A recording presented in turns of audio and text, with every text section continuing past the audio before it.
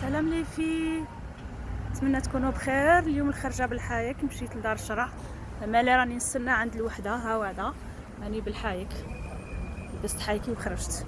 الا ما خرجت حتى وحده بحايكها مالي عمرنا ونعاودو نحيو هاد العاده وتبقى مدفونه. من بعد عاود كي يخونوها لنا نقعدو نبكيو على حناكنا.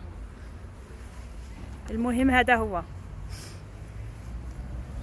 هذا بكم كامل اللي عندها شي حايك تخرج، ماشي غير في المناسبات نلبسوا الحايك كنا نلبسوه كل يوم، اما اللي نعاودو نلبسوه كل يوم خير من اللي يديوه العرايه.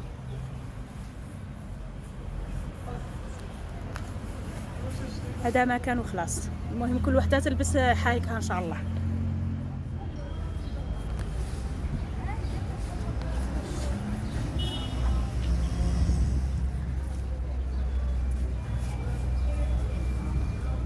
ايوا اليوم راني كنت بالحايك.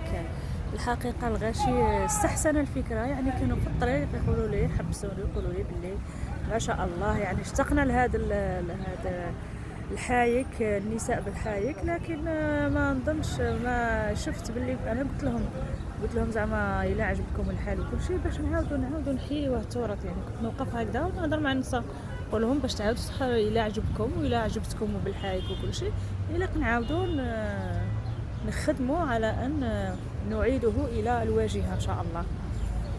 المهم هذا ما كان قضيت صالح اليوم بالحايك ما شاء الله. اللي كانوا يشوفوني كانت تجيهم عجيبه وغريبه رغم انها حاجه طبيعيه. المهم هذا هو لا فيديو، كنت درت لكم شويه، عاودت كملت لكم بهذه. نتمنى حتى نتوما ديروا البادره ان شاء الله. شكرا.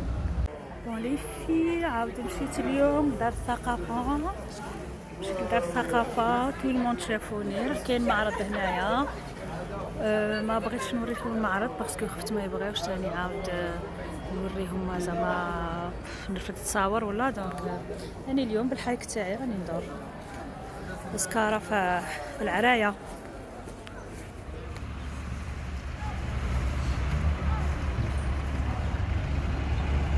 ايوا لا جورني تاعي كملت هنا اليوم، راني بلاري نستنى في البوس. هذه هي اليوم درت جوله بالحايك باش نوعي الناس، وكنت نحبس ونهضر معاهم وكامل. هذا هو اللي نديروه، لازم نلبسوه، ماشي غير نهضروا الحايك وحنا ما نلبسوهش. هذا اللي بغيت نقول لكم وخلاص. الى فيديو اخرى ان شاء الله يا ربي. مع السلامه.